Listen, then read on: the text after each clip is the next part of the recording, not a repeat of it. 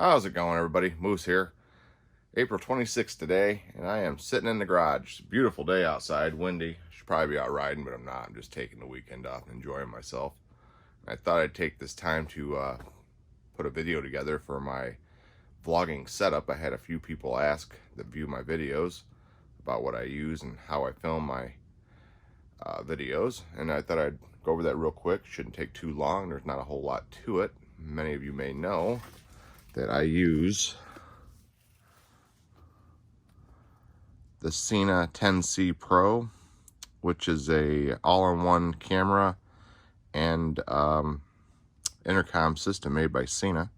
I had the original 10C a few years back, and it broke on my Tennessee trip when I went up to the cabin that Bronco Ride invited myself, Orvis 128, Mark, and up to. And on the way back, that camera broke, so I could no longer film, and I went to GoPro for a while, which the audio was a pain because I was trying to use the Sena backpack, and I finally decided just to go back with this Sena 10C Pro, newer version of it, prior to the Evo, and it works pretty good. It's got great sound, and for the most part, many of my videos from the side, you'll notice, are done with this little camera right here, which is nice because the mic's right in the camera. It gives HD audio, which is excellent.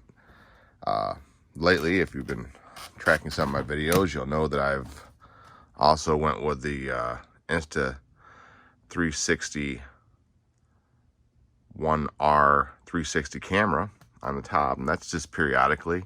But lately, I've also added this, which you can probably see sitting in the background. This is the Insta360 1R 1-inch sensor with a lens made by Leica.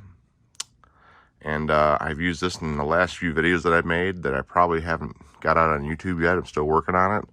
It's the modular design. It will take the 360 module if you want, and a 4K module. But what I did is I bought the whole camera system. It's a little bigger than a GoPro.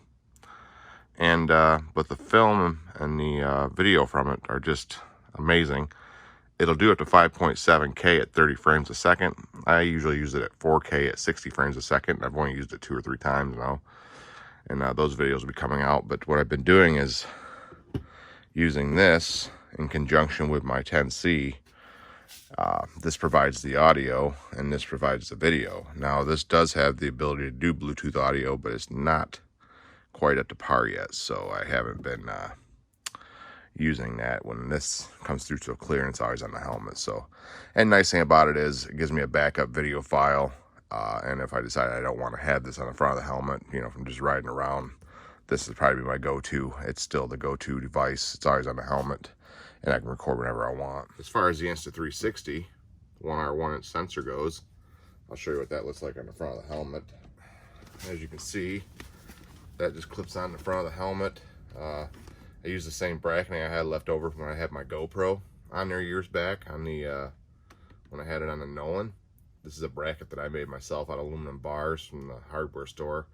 And then I got a few bars from GoPro and different things to make up the last little bit of the 90s and stuff. I have aluminum versions of these too, but the GoPro plastic ones work the best because their length's perfect for what I made already. To use the aluminum ones I bought, I'd had to redo this whole system right here, and it's just not worth it.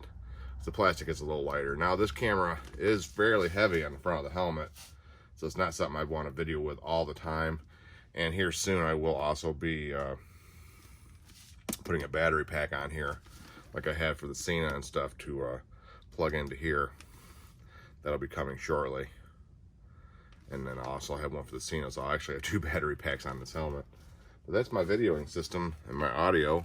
That's my basic setup for my helmet. The 2 cameras, the 1R, which is video only mostly right now. Perhaps someday will be audio.